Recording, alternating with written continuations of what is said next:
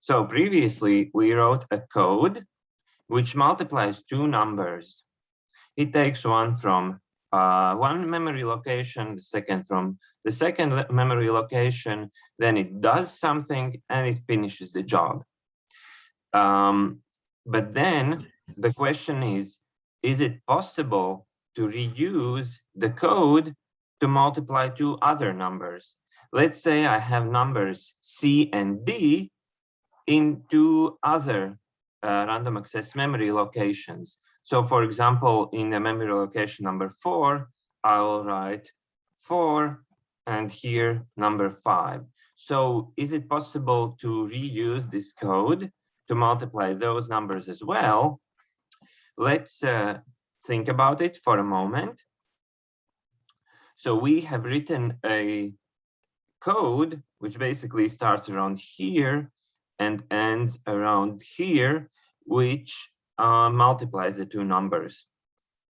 But if we wanted to take another two numbers to multiply, I would have to write the same code again, right? I would just have to copy this code and paste it here from around this place. Well, actually from the beginning to this. Let's say I want to multiply numbers C and D in memory location 4 and 5 and store in the location 6 and 7 the result. It would mean that I have to copy this code, paste it somewhere else. Then I need to change the address from which I take the numbers to some new address. This will change to a different address and so on. And then I need to change the name of the loops because we can only use a label once in our code. So this would be loop 1, and this would be loop 2, and this will be finish 1, and this finish 2, and so on. What if I need to multiply another two numbers? Well, then I would have to copy this code again, paste it again, and you know, that would be a lot of copying and pasting of the same code, right? So we would need to create some system with which we can reuse the same code. And of course, if you have ever written a code in C programming language, for these occasions, you use something called functions, right? So for example, if you need to multiply numbers A, B, C, and D, you would write something like int 16t multiply int 8t a, or just x, for example, int 8t y, and then you would write the code. And then in your main code, you would just write something like this. The, I don't know. So E equals multiplication of A, B, and F equals to multiplication C, D, for example, right? So you wouldn't write the same C programming code every time you want to multiply two numbers. You create a function which you reuse. You just give different arguments. You pass different arguments, and then this function does the magic, returns your result, and that's what you store. You don't write the same code over and over again, right? So we need to introduce something, some concept of functions in our assembly, in our microcontroller. So to reuse the same code, we could, for example, jump to the beginning of the code, do the code, and then jump back to the later part of the code. So, for example, let's see, this is code from our previous lesson. This is what we used last time. So, for example, in the beginning of the code, I have multiplication function. which takes numbers from addresses number 0 and 1 and stores the result in addresses number 2 and 3. So what I could do is I could somehow put some numbers in these registers, jump to the beginning of the function, and after the function jump back to the next location from which the function was called. So in in an assembly, it happens in the following way. In the very beginning of our code, usually the code is organized in the following way. In the beginning of the code, we have just one line, which is called jump main. We jump to the main function, so we jump over our functions. And then after our functions, we have the main code. And this is where our code starts, for example. And the beginning of our function starts with a label which points to the first line of our function. I'll put blank spaces, but these are not like real spaces, it's just for a better readability. So for example, this line, the second instruction in the flash, we will call multiplication, and it expects arguments to be located in memory locations 0, 1, and it stores the result in memory locations 2 and 3. And in the main code, we can, for example,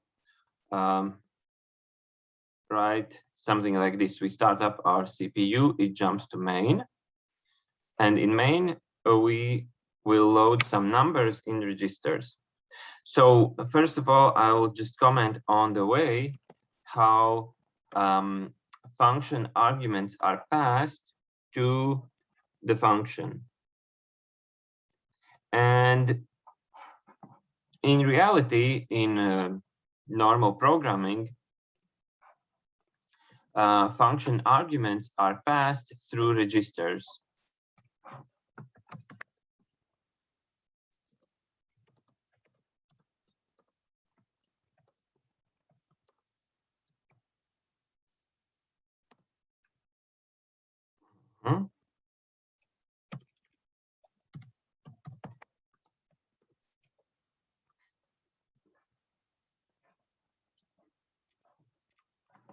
So we will not be using the memory locations. Instead, we will define our function in the following way. The arguments will be passed to the function through registers R0 and R1, and the result will be stored in a register pair R3, R4. Usually, functions do not take values from memory because memory is used exclusively for variables. So these LDRs actually go out of the function and go into the main code. So I can even type a comment in front of the function. Our multiplication function takes arguments from registers R0 and R1, multiply them,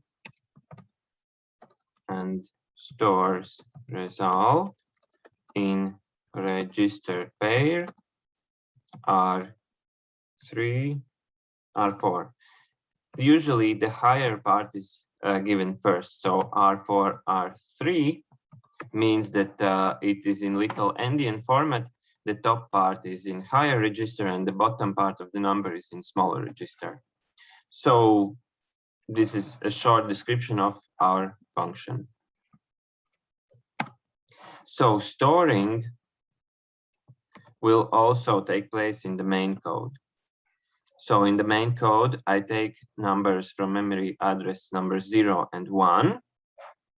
Then I jump to multiplication.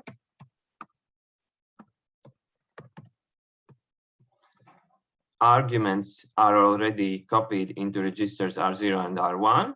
I jump to multiplication. It clears registers R3 and R4 to store the result. It also clears the register R5 because it's the temporary register. And then it also compares one number to 0. If it's already 0, then it jumps to finish, which will basically go back to the main code. And from here, we store registers R3 and R4 to memory locations number 2 and 3. So now I will also want to load into register R0 from memory location number 4. As I mentioned, now I want to type 4 and 5 in these two memory locations. I want to multiply them and then store the result in memory locations number 6 and 7. So using LDR, also I will just change this jump multiplication to jump to memory address number 2 and type it in the comment. The code starts, it jumps to main function takes the arguments, then it jumps to multiplication function. It will do the multiplication, and once it's finished, it has to jump back to the main function, to the next instruction after this jump to multiplication. So it will jump to line number 0, 1, 2, 3, 4, 5, 6, 7, 8, 9, 10, 11, 12, 13, 14. So jump to line number 14. And from line 14, it stores the result in memory locations number 2 and 3.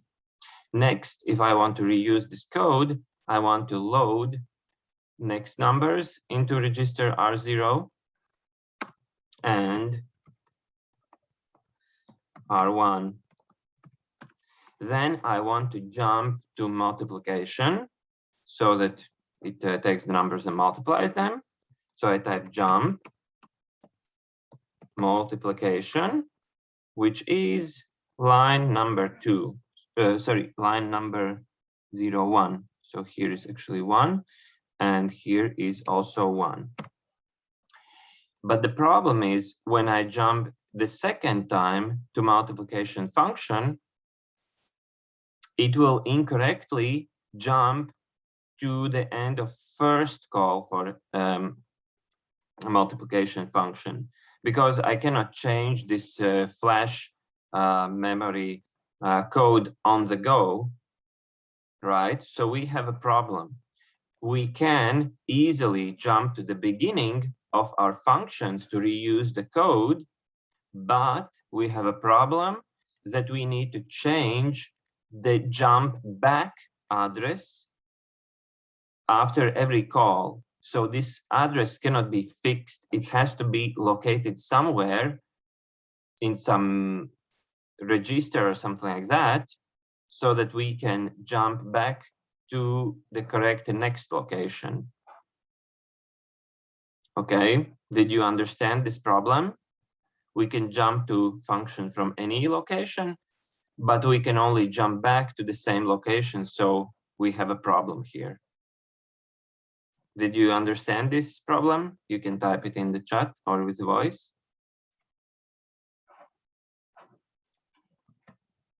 Okay, somebody says yes, understood. Okay, so I'll just type it here. Problem. We can jump to function, but we cannot return from function to variable return address. Okay, so we can easily jump to the function, but we cannot jump back to correct place. And therefore, the consequence of this is that we actually introduce something called stack.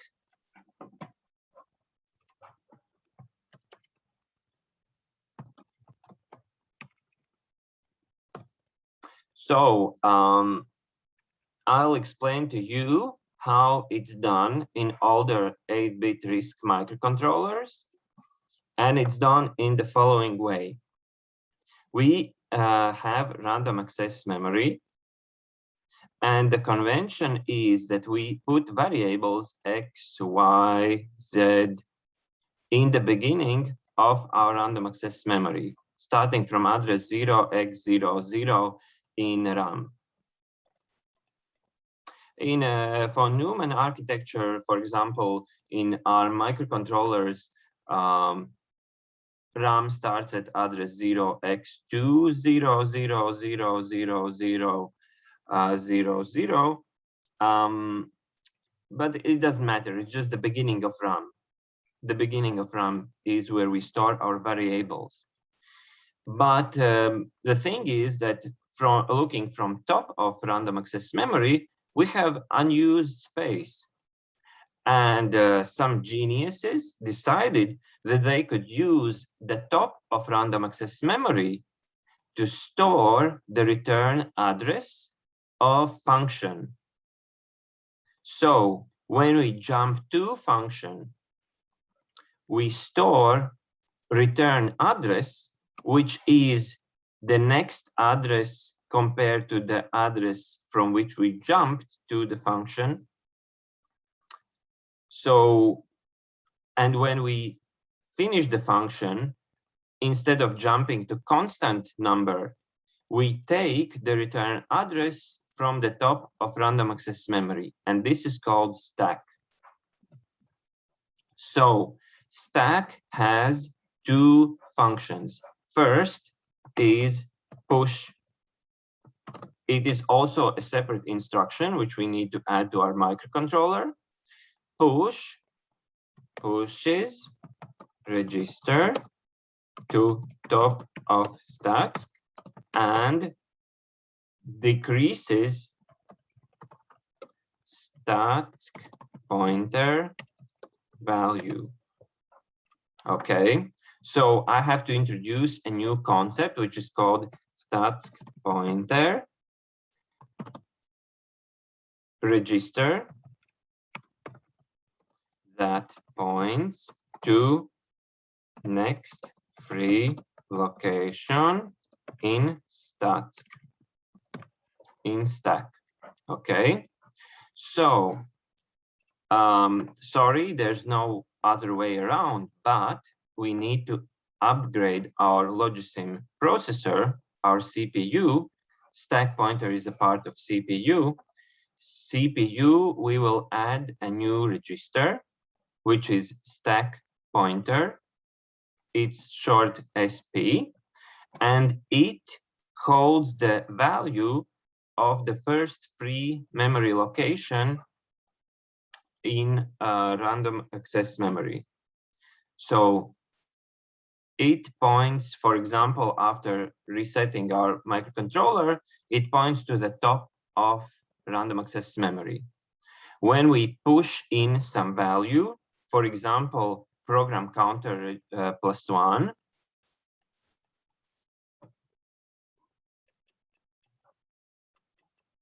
we need to decrease stack pointer value so that it points to the next free value, free location in the random access memory. So it initially points to the top. Let's say we call a function, we jump to a function, we need some mechanism that pushes program counter +1 into the top of stack pointer, so that in our code, if we called it, for example, from line number 1, 2, 3, 4, 5, 6, 7, 8, 9, 10, 11, 12, 13, 14. If we call function from line 14, then we need to jump back to line number 15, I guess, if I had made a mistake. So jump to previous program counter value +1. So we store program counter +1 in the stack. and stack pointer decreases. We can also push registers into stack register values. For example, our function uses register R5, but what if our main code also uses register R5 for some other thing? So registers that we modify in our function, we first need to push into stack, and then after push, stack points to the next free location. And when we exit the function, we first need to restore register values back to their original value that it had before calling the function. So the second function of stack is pop. It, I would say, copies value from stack back to register. Okay, so we have two functions, push and pop, and after pop, so we write, for example, pop R5, it means the value that is on top of stack is moved back to R5, and stack pointer goes back to, and then points, for example, to program counter +1. And obviously, of course, I'll write it. You have to make sure that you don't forget some pushes or pops, because number of pushes should be equal number of pops,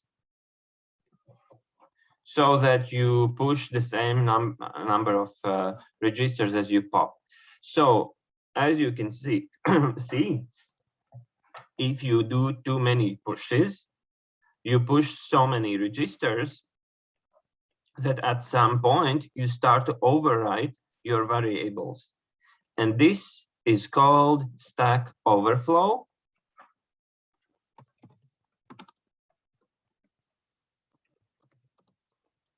It's when you push, it's when you do so many pushes that your stack pointer starts to write over your variables. It's a real problem. You have to be careful about it. For example, you have a big arrays of numbers in random access memory. You need to remember that your variables should not occupy your entire memory, because stack is also used for random access memory is used for stack as well. So you have to remember it.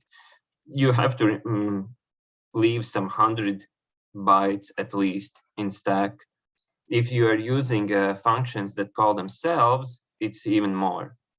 So stack overflow is when you do too many pushes and you go into random access memory variable zone. Some advanced microcontrollers have something which is called, I think, heap pointer or something like that. So when compiler compiles code, it calculates how many variables you have, and it puts something like a stack pointer guard, some register, guarding register, which holds the value of the first free memory location after all your variables. And if stack pointer becomes equal to this guard register value, then, for example, your microcontroller hangs or resets, something like that, so that the stack pointer doesn't overwrite some valuable information. It's also possible. But you have to check the microcontroller's documentation if it has it or not. But I think ARM microcontrollers have some kind of such mechanism.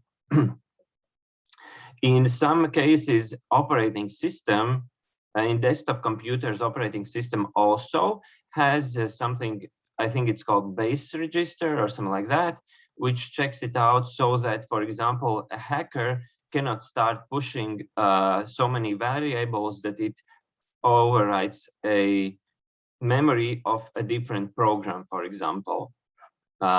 or starts popping out so many times that it starts reading out some values from a different program. So of course, in desktop computers, there's not just one, but many such guarding mechanisms.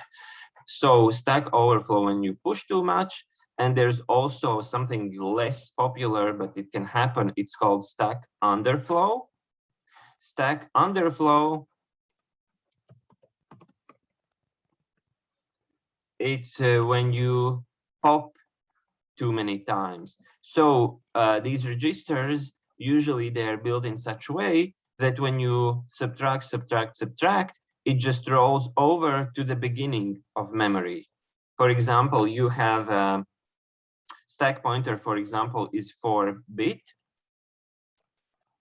Your memory is 16 bytes. So, you know, when you subtract from 1, 1, 1, 1, you add 1, you get 1, 0, 0, 0, 0. Top, this is carry, so it's lost, and 0 is loaded into stack pointer, and it just rolls over to the beginning of RAM. And in this case, it again starts to overwrite your variables. So it goes both ways. Number of pushes should be equal to number of pops. You know, it's not impossible to make this mistake. You just have to remember it. For example, C programming language compilers, of course, automatically put correct numbers. It's when a person writes assembly code that they can accidentally make this mistake. Okay, so that is stack pointer. It can push and pop. And as I mentioned, so push is register, pops register. And when we call a function, we need to do multiple things at the same time. We need to push not just any register, but program counter into the stack, and stack moves ahead. And at the same time, we jump to the new function. So we will introduce another instruction, which will be called call. Call does the following things. First, push program counter +1, so that it jumps back to the next instruction, not to the same instruction that we called. Otherwise, it will just forever call the same function. Simultaneously, it does also jump to function. And therefore, the way to write it is call function. And this function is function pointer, or the first memory location of the beginning of the function. So for example, if our function starts at instruction number 1, so starting from 0, instruction number 1, then we write it call 1, so it jumps to instruction number 1, at the same time pushing program counter +1 into stack pointer, into the stack. And of course, stack pointer decrements by 1. Okay, so we have this call and returning. I don't know, I don't have enough space here. Maybe I don't need.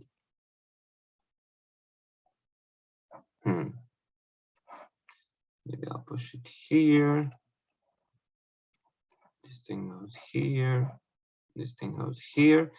And when we return, it's a separate instruction. Return, it doesn't need an argument because it first pops. It basically does pop to program counter. And second is stack pointer ++, I guess, something like this. Return is pop program counter and stack pointer increment. So it's maybe it's sometimes people have problems remembering that stack pointer grows down and shrinks up. So when we push in, stack pointer goes to smaller value, and when we pop, it goes to a higher value. Okay, so adding a stack pointer to the microcontroller isn't really that complicated, but you will do it in a separate lab. Today, I will just show you a microcontroller which you will build a little bit later. But generally, so adding stack pointer, basically we need to add stack pointer, and the connections to the processor are the following. So when we want to push register to memory, well, we already have possibility to write register value to random access memory. It's just that instead of taking address from constant number in our instruction word, we instead select address to be taken from this stack pointer.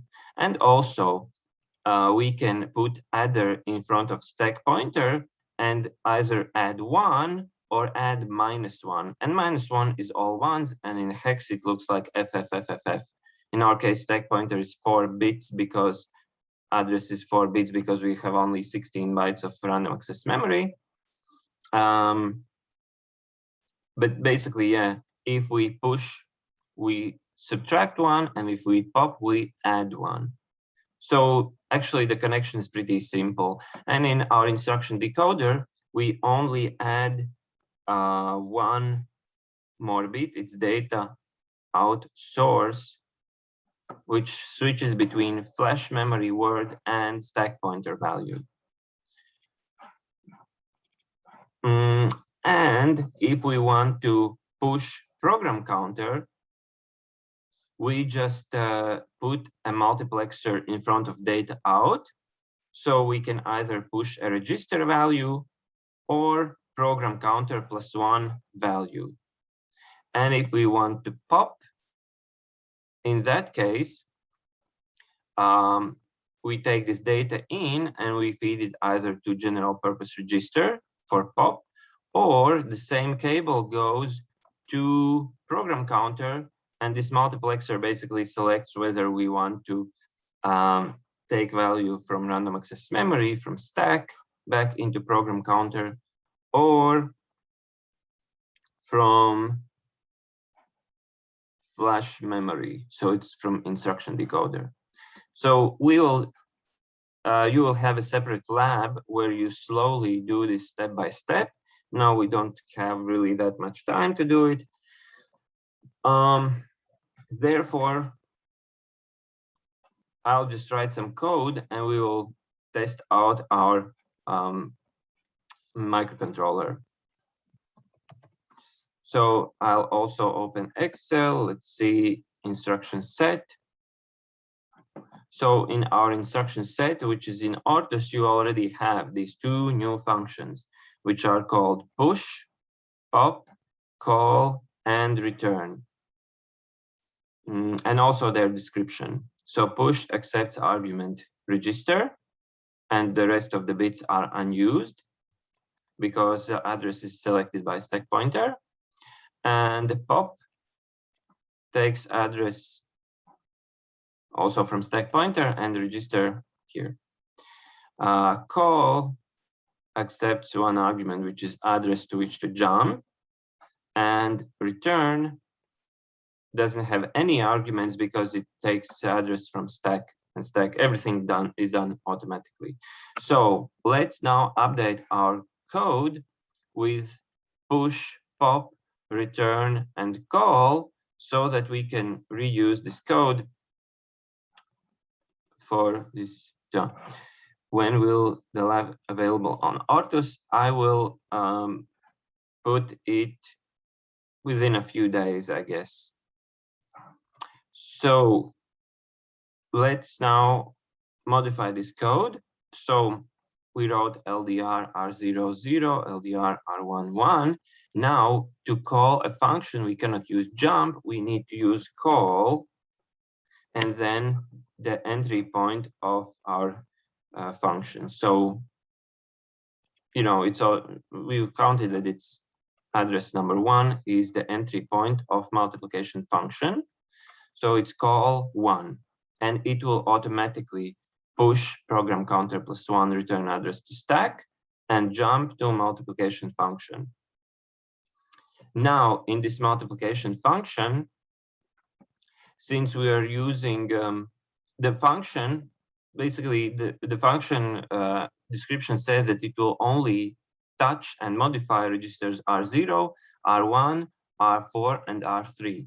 So R5 it uses, but it should not really use it. So what we do here is, in the beginning of the function, we need to push registers that we use, but that we don't want main code to know that we're using. So we are pushing R5 to stack so that we can clear it, use it, and then restore its original value back. After we have finished our multiplication, we need to pop R5, right? Because maybe the main code stored a value in R5. For example, main code has a line LDI, for example, R5, I don't know, 100, for example. So after calling the function, we want R5 to still have the value 100, right? Because we cannot know which registers this thing modifies. So we load R5 equal 100, for example, then we take the arguments, we call the function, and because function needs this extra register to hold a value, it pushes the original 100 into stack, then it does the magic of multiplication, and before returning, it takes this 100 back into R5, and the main function doesn't even know that the R5 was touched. And instead of jump, we use ret. So return, so we have this call and ret. Return jumps back to the place +1 from which it was called. So it will jump back to this location. And then we store R3 to 2, R4 to 3. Then we take new arguments R0 from memory location 4, R1 from memory location 5. And instead of jump, we use call. And then it will return to the next line after the call. And this will, for example, be stored, but in different memory locations. So for example, 6 and 7. And we have this jump, and I'll write it this way. Okay, so jump main, it jumps here. I will delete empty spaces because I don't want some problems with counting. So jump main, here's main, loads the numbers, calls multiplication, multiplication returns, stores the result, loads new values, calls multiplication. Multiplication will return to the next memory location. So now I will try to translate this code into assembly and check out if everything works. Do you have any questions so far?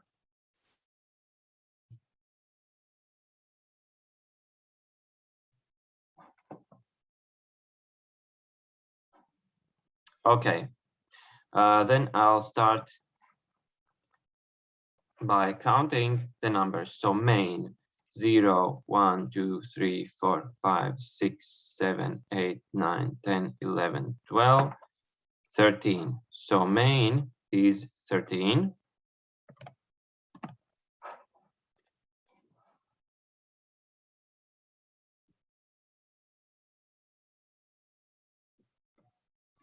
So actually sometimes assembly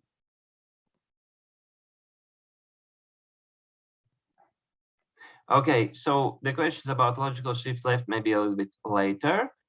But about these functions, usually absolute random access memory addresses are not used to pass arguments to functions. It's not done because it's actually a little bit complicated to do that. So historically, there are two ways to pass arguments to a function, one of which is to pass arguments through registers. And this function will have a documentation which says take from R0, R1, store in R4, R3, right? The second way to pass the arguments is through stack, when a number of arguments is higher than number of registers. For example, we have some function which accepts 10 arguments, 10 different values. In that case, there's a special mechanism that all of these values are pushed into stack, and then accepting function takes them from stack, does the magic, and stores the result in some result register. Because in C programming language, return value is just one number. Therefore, you can always fit the result in some set of registers, but arguments are either put through stack or through registers.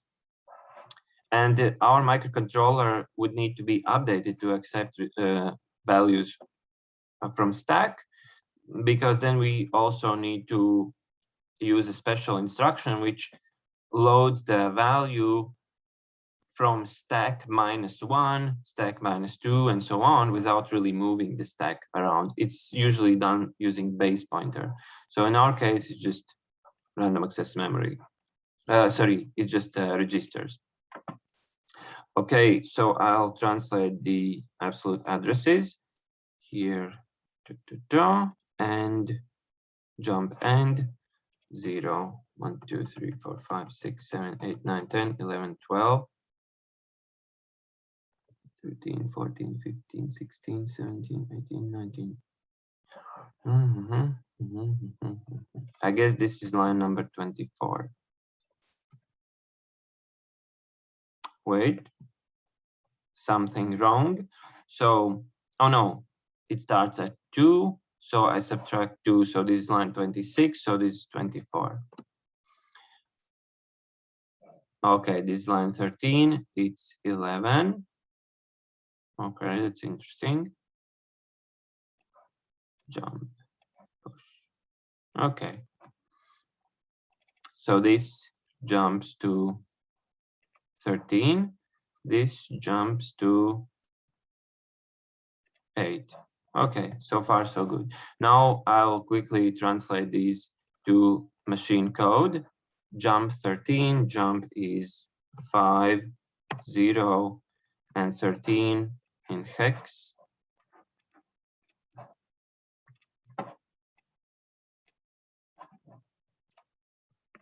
Is D.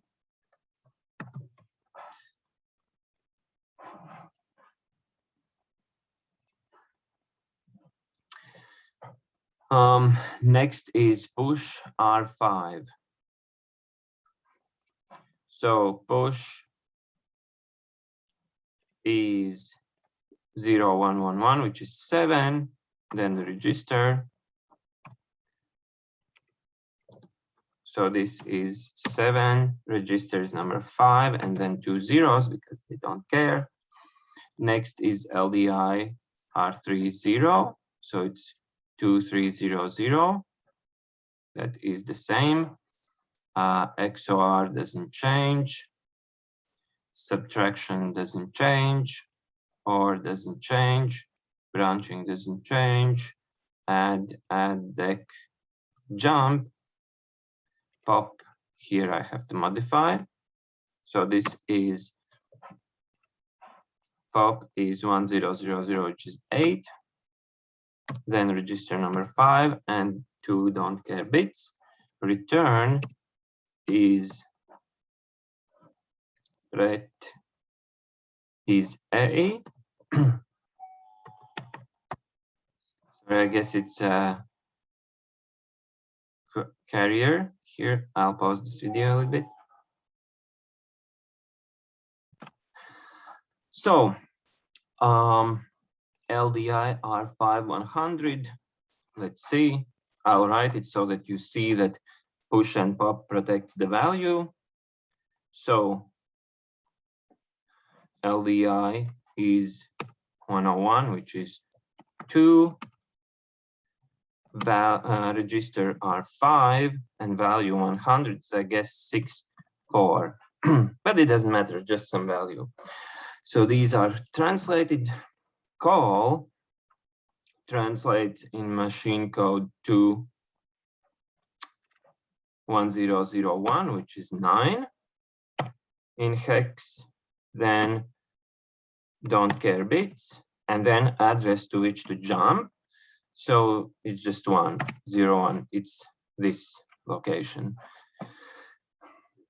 And then when we call it the next time, actually the machine code is the same because address doesn't change. So LDR, I can just copy from here. Just change the address R0 4 and R1 address 5. And then store register results in 6 and 7. Here will be 6 and here will be 7. It's pretty easy. Jump 24. 24 is in hexadecimal 18. Okay, so this is the machine code for this function. I'll just type it in and let's see if it works or not. In MCU program memory, edit contents. I'll try to be quick. So the function starts with 500D. It jumps to main.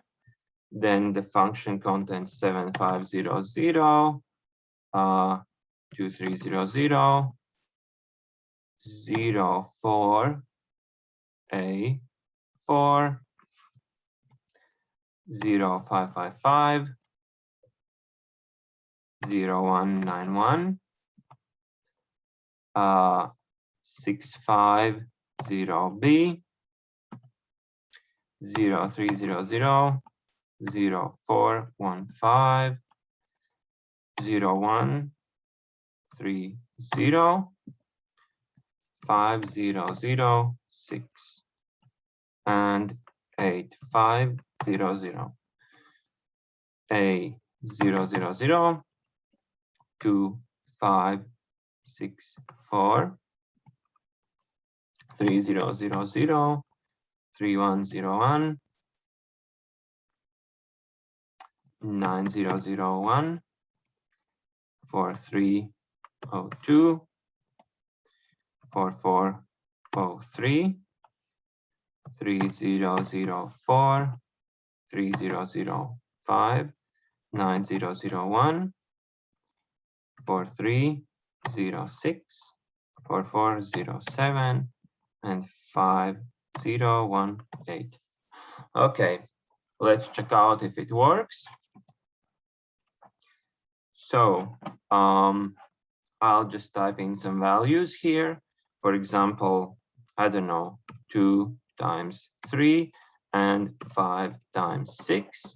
I reset the CPU.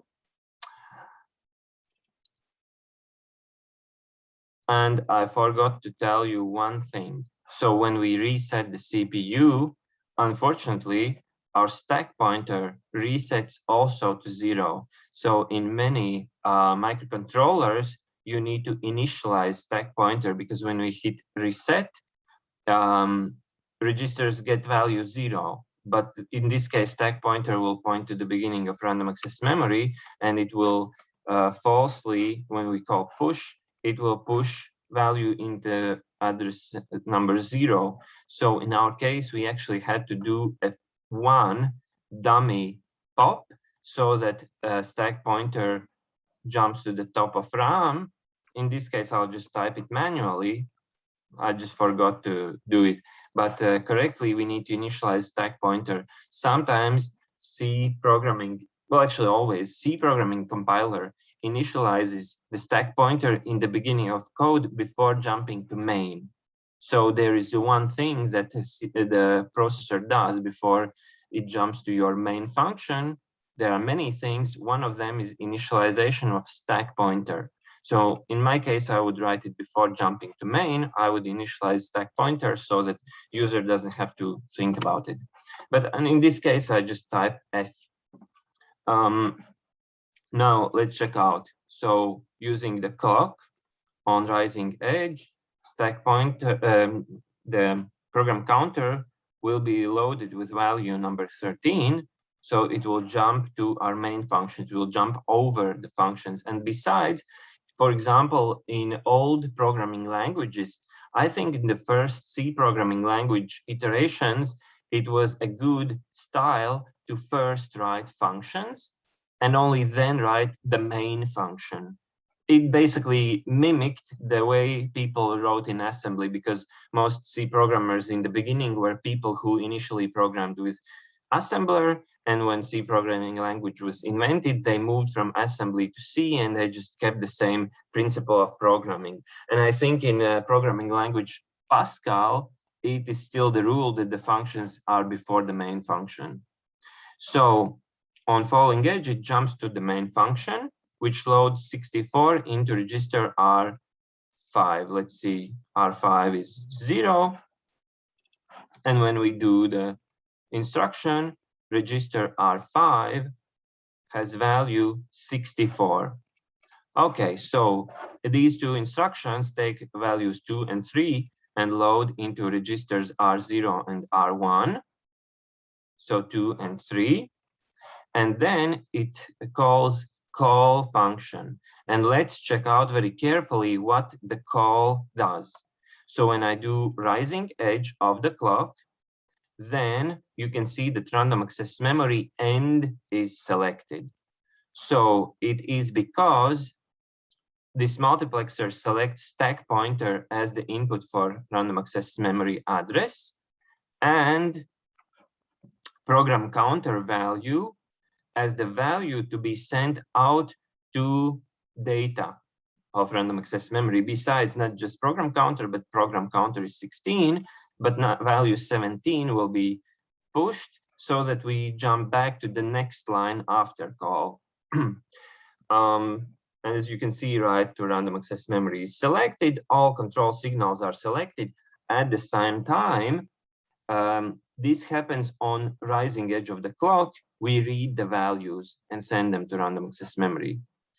On falling edge, program counter value will be not its previous value 17, but 1. So program counter will be set equal to 1 so that it will select the beginning of our function as the next instruction to be performed. So on falling edge, return address 11, which is 17 in decimal, is pushed into random access memory top in stack. Stack pointer moved one place down. So if we push something, it will be pushed in the next free location. And the program counter was set to be equal to 1, so it jumped to the beginning of our function.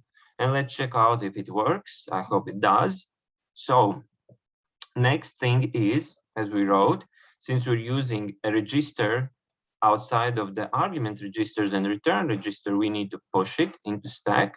So on rising edge of the clock, in this value from R5 is selected and is forwarded to random access memory location, which is pointed to by stack pointer. So in the falling edge, this 64 is copied from R5 to stack, right? So R5 still holds this value, but it's also copied to stack. Now it will clear result register and also R5. Let's see. So registers R2, R3, and R5 are all cleared because they are used by the function. Then the next one is to compare that maybe we have already reached 0 in the second multiplier, because if it is 0, then the result is also 0. It will be false, so it will go into this loop. So let's see, yeah. So it adds, I guess, it adds to the first argument to result. Then it decrements the counter. So 3 was decremented to 2. And it jumps back to the beginning. And it checks out if the last decrement result was 0, it will exit, but it wasn't, so it does it again. And it does it again the third time. But in the next time, since the register R1 after the last decrement became 0 and 0 flag is set, we will jump over to finish. And finish is, oops, maybe there's a mistake. We needed to jump to this place. Pop. I hope it will do it. Oops. So pop is 8500, 8500, so it's fine. So right now, after all of these things, register R5 value is 0. So it takes the last value from that we pushed and copies it back to register R5. So on falling edge, it is done. R5 holds value 64. Oh yes, so actually this is a little bit wrong. So first we need to,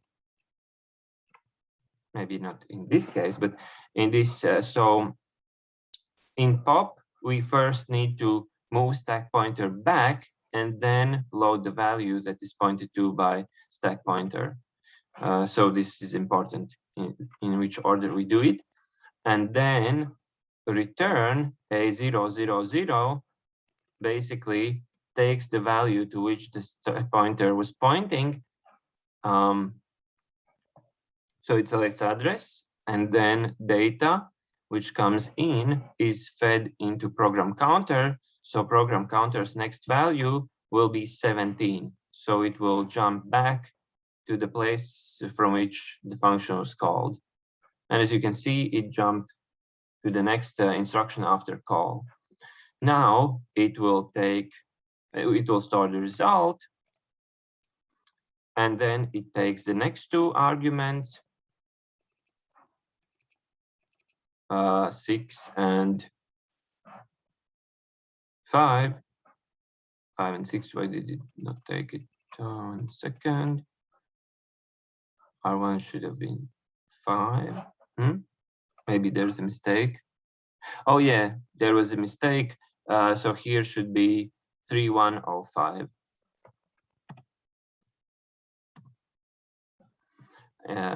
Yeah, so I'll just manually write it here. 5. So now, also, as you can see, when we pop things out of stack, they're not erased to zeros. Old values stay in the stack.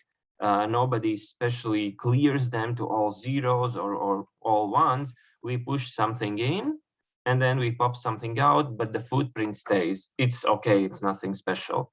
So when we call the function this time, return address number 16 was pushed to stack, and we jump to the beginning.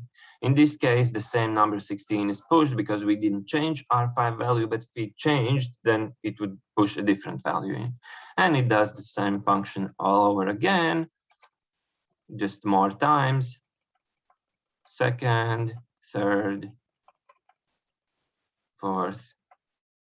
And now it will return to line number 16 right here, stores the result, and jumps to line 18 forever. Okay, so this is how we are using this new feature of CPU, which is a feature that all microcontrollers in the world, I guess, have. So stack, which allows us to push and pop registers, but it also allows us to jump to functions and return back to variable location. Okay, so now it's time for your questions. If you have some, you can ask. You can also write if you understood this thing or not. So did you understand how this push, pop, ret, and call works? You can answer with voice or in the chat if you're still alive. Well, when you type your own functions and go through it, you'll understand it even better. But it's actually pretty important to understand it, because if you understand how CPU is built with its powerful features as well as limitations, you will be a much better programmer, right? Because we can also write functions which call themselves, which are called recursive functions. And it's a function that calls itself. And in those cases, it's especially dangerous to experience stack overflow, because if you call the function too many times from itself, then it goes into our variables. So let's maybe write a small function which does this exact thing.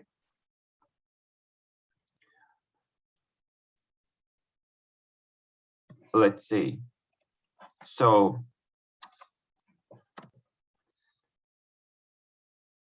we can I'll write it as a simple example function, but a function that, for example, calculates the sum of all numbers from the given number to 0. So I'll call it sum x, y. So return, let's say it's 8-bit number, just one register. So sometimes people type the length of the arguments, in this short way, unsigned 8-bit number x and y. How could we calculate? For example, we give a number 5. It will calculate 5 plus 4 plus 3 plus 2 plus 1. A better example is factorials, which multiply. But if we have, okay, then we can also write factorial function calculator. And okay, let's calculate that.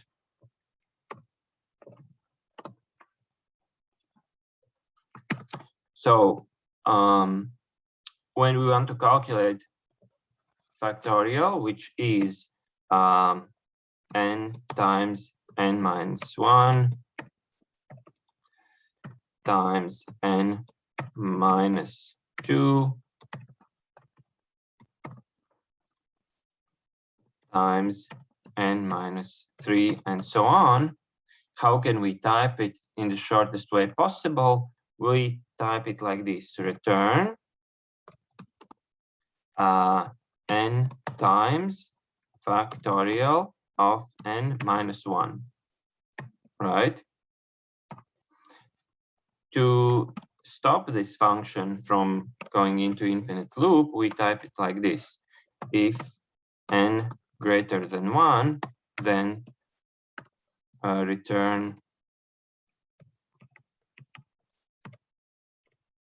n times factorial of n minus 1, else return 1. Okay, so we can type it like this. In this case, so I don't know, we get, for example, number 3. 3 is greater than 1, so we will calculate 3 times factorial of 2. When we call this function, it goes to the beginning, but in a new instance, like in a new copy of this function, and it checks out 2 is greater than 1, so we call 2 times 2 minus 1 is 1. We go here again with argument 1. Since 1 is not greater than 1, then return 1. It goes back to previous call, which is 1 times 2. It calculates 1 times 2 is 2. It returns to the place where it was called with 3, so it's 3 times 2. And it returns 6, right? But the thing is that we called function from itself. In assembly language, we can easily write it, but the function will be called from itself, so we have this risk that we will fill up the stack. And in our case, each time we call a function, there's at least 1 byte increment in our case, because program counter is 8 bits, so every time we call it, it's pushed. So we can only call the function, for example, if we have some variables, 8 variables, then it can be only called 8 times, so the largest number is 8. However, if we need to use some registers that we need to push into stack, well, then it will fill up even faster. So, but I think that writing this function in assembly, we will not have enough time to do it now. So right now, we'll leave it to the next lesson, and I can answer to your question about multiplication with logical shift left. Right, this is about homework. So now maybe we will leave this thing to the next lesson, and I can answer your question about homework if you had one. You can ask it with voice or typing in. Okay, so I sort of wrote the code for the multiplication using LSL, but one thing, what happens to the carry of the LSL? So when you do logical shift left, let's see, we shift it to the left, it is to that way, right? Yes. So I'm basically adding a 0 to it. Yes, you add 0 into it, top bit goes out to carry. Yes, that will make it like a 16-bit, not 8-bit. So I will need to move those bits that were shifted to another address, right? Yes, and you do it in the following way. For the bottom part, you do logical shift left, so that 0 is pushed in, for example, into register R3. And to push the carry into register R4, instead of a logical shift left, you do rotate left. Rotate left takes carry from previous action, pushes it in, shifts all bits, and shifts top bit out to carry. Okay, since then you it will add carry instead of 0. Sorry? But then it will add carry instead of 0. If you want to push a 16-bit number, that's what you want. Bottom part is shifted this way, and top part is shifted with rotate left. The previous carry is pushed in, and then value of new carry is calculated. When you multiply two 8-bit numbers, you can only get 16-bit numbers. So this for the top part, this carry will always actually be 0, you know, because you're pushing from the right side to the left, and zeros are being popped out. So, but it doesn't matter. But I guess you didn't believe me. You had some more question about it? No, basically that was the question. Like, well, can I kind of say my algorithm to make sure it's right? Yes. Basically like looping through a register that I have 8 inserted in. So I'm making 8 loops, and then like a for loop with 8 as the number of loops. Yeah. And then it's shifting every time 1 bit, and it's comparing if it's and then comparing if I minus 1, will it make a difference or not? So I'm making sure is it 1 or not. In that case, it shouldn't, because you would do it in a little bit different way. So let's say result is in register pair R4, R3. Your first argument, which you multiply, is, for example, register R0 is this number A, and register R1, for example, is number B, which, for example, you said it would be, well, it actually doesn't matter what value it is. Okay, so you are correct that you have to do it 8 times. Oh yeah, I understood now. So of course, yeah, since this B is 8 bits, you have to do it 8 times. So you could introduce a second register, for example, R5 is equal to 8, and then you decrement by 1. I used LDI for that. Yes, yes, you can use LDI exactly. This like the way you would get 8 into this, and you decrement it every time, and when it hits 0, then you exit, right? And then I use R1, like for example, if I'm doing LSL to R0, for R1 I'm gonna be minusing 1 and then comparing it to the normal, to like to its normal value, and then I'm if it's 1, then I'm gonna add, like I'm gonna add to the results R0. Almost correct, I think, because if it's not 1, I'll just jump forward, like I'll skip this part, and I will do LSR for this B, right? I'll do LSR for the, I forgot which one were we talking about. Yes, so for one of these numbers, you will do logical shift right. Yes. Like that one is will actually... be logical shift left and one will be logical shift right. The logical shift right is the one I'm comparing its ones to see if it's 1 or 0. So I'm just minusing 1 to see if it's 1 or 0. Well, you should actually be doing and, not minus. Oh. Because you need to check for a bit. You do and with 0x01. So you will have another register, R6, for example, equal to 0x01, and to check if certain bit is, if the bottom bit is 1 or 0, you would have to do and. Besides, you will do it with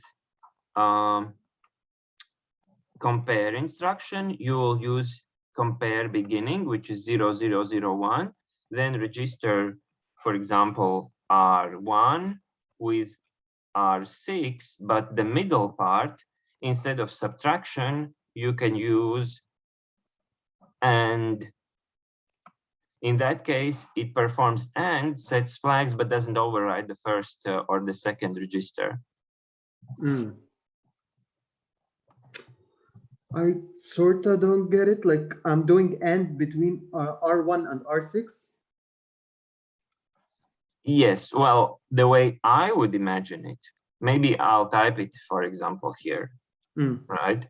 The way I would imagine it. So let's say register R1, R0 is some number A, and register R1 is some number B. Let's say we took them from random access memory, doesn't matter. So the result is in register pair R4, R3. So this will be result. Then, so what you want to do is, for example, of course, you will write it like this for example, R5 equals 0, R5 greater than 0.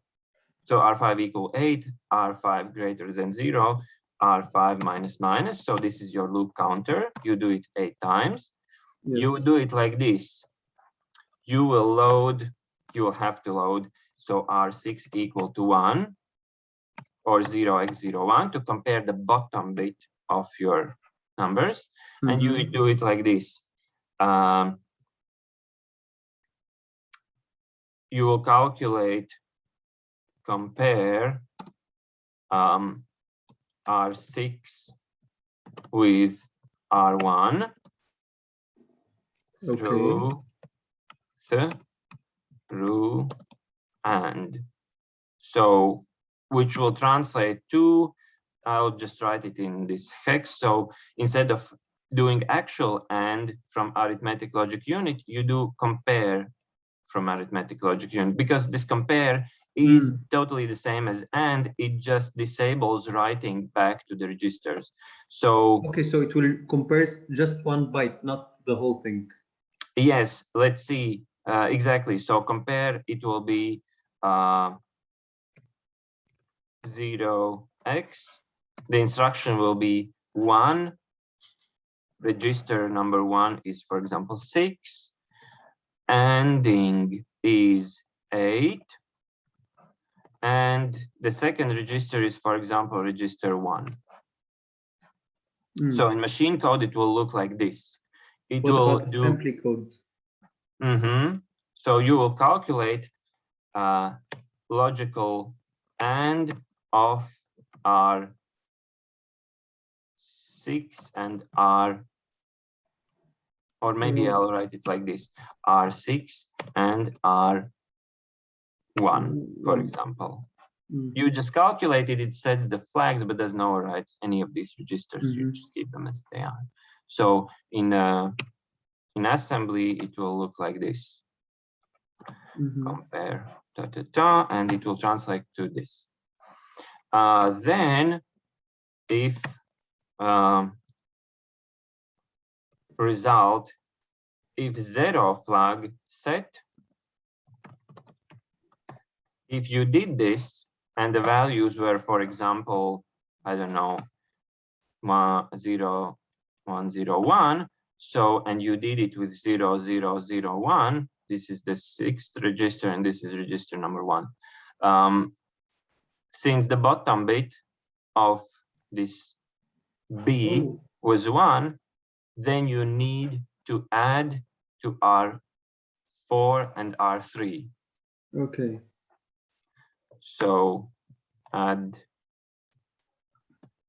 R3, R0, and add R4. R5, right?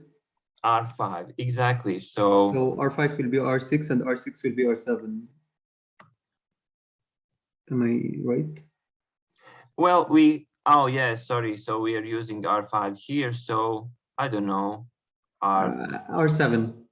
Okay, R7, exactly. So R7. Okay, you do it.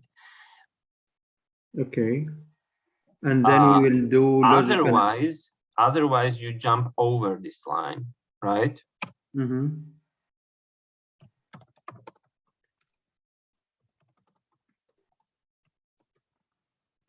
Right, so otherwise skip them and go here. So what you want to do now is you want to shift A to that way. Oh yeah, this is actually wrong.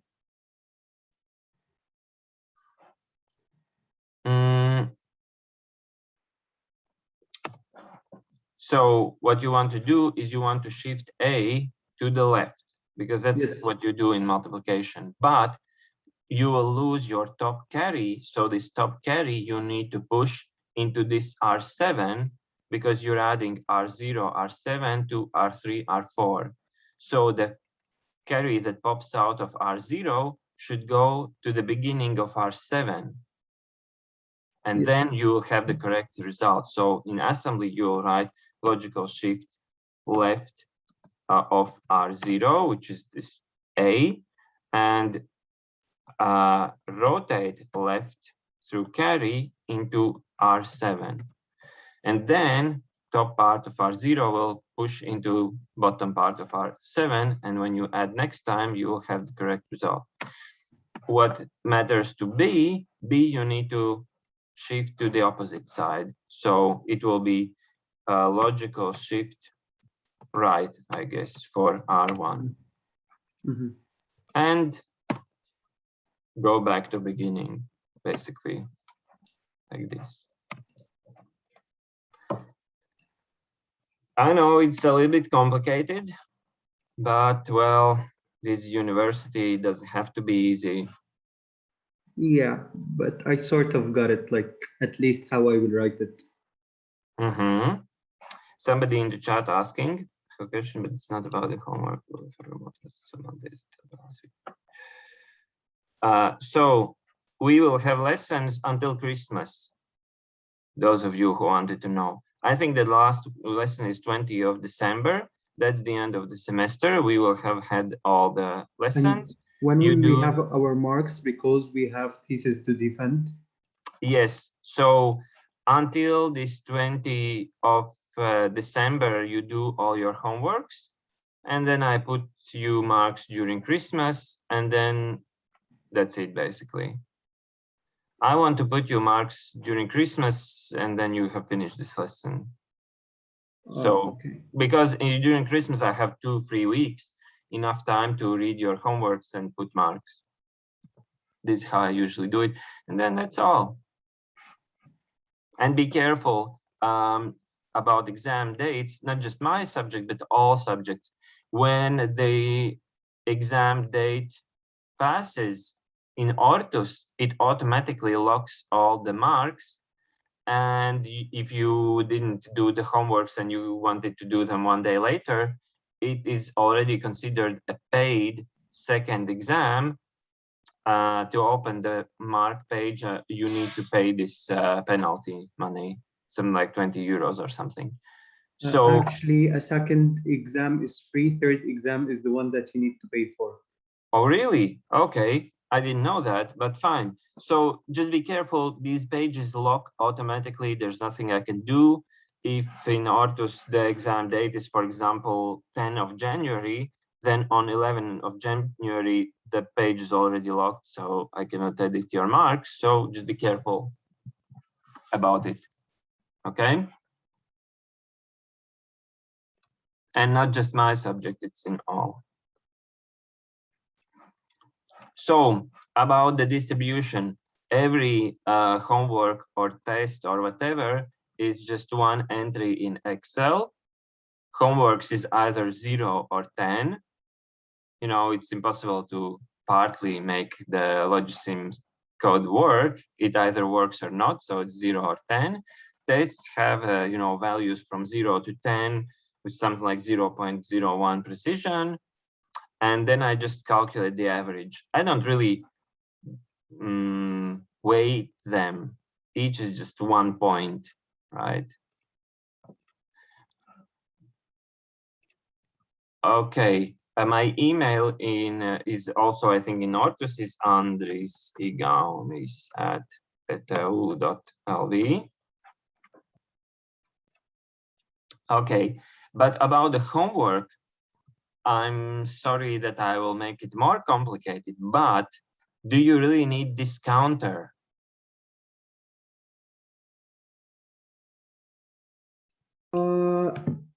Actually, I'm not sure. Like, if we can make in the ROL, like if we can if like in the LSR, I mean, if we can make it that it takes only 0,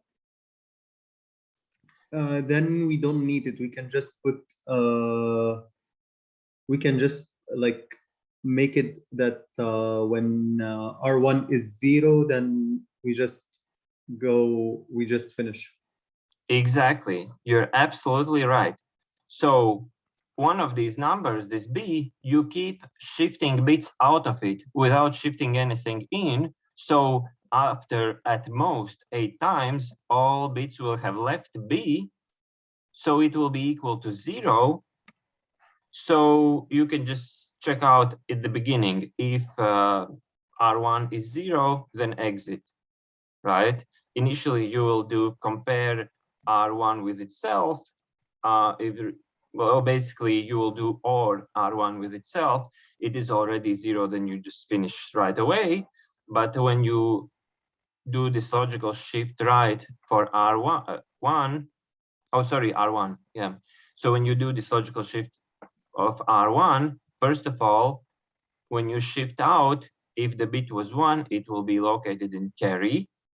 So you can make decision from carry whether you want to do this addition or not. So instead of if Z flag set, you write if carry flag set. And then if all bits have shifted out, then you can finish this loop, right? I don't know, value 0, 1, 0, 0. You shifted one time, 0 goes into carry. Next time, 0 goes into carry. Next time, 1 goes into carry, but the result will be 0. So, okay, you will add shifted R0, R7 pair into, add to R3, R4.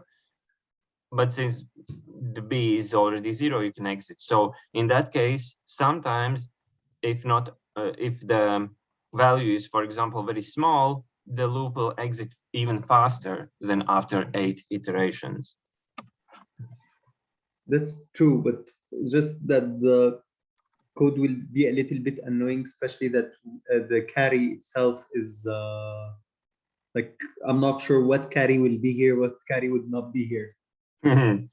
Okay, well, to me, it seems that the code would actually be simpler because you'll have less moving parts here. I don't know, you would first do, for example, logical shift right, R1, right? So first you check branch, you will do branch if 0 set, branch if carry clear to, for example, skip, right? Then you do this thing, then skip will have this part.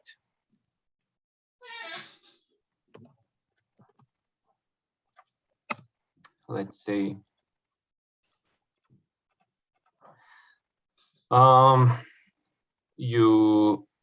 So this carry bit defines, right? So if it was 0, you don't have to add the R0, R7 to result.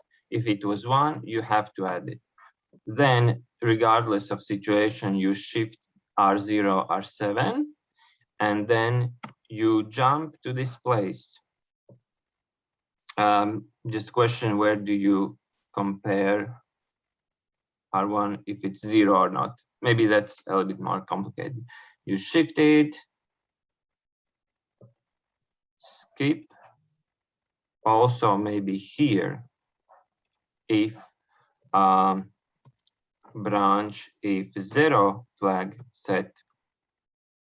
Maybe I can do something that will make the carry into 0 for sure before the LSR. Carry equal to 0 before LSR. I think like it's for possible. Example, an ROL of an a 0 0 0 0. So it will definitely take this and a 0 to the carry. Yes, you could do it. Exactly. But you know, you can, I think that last year we did it in lesson and we figured out how to kind of make it without all these things.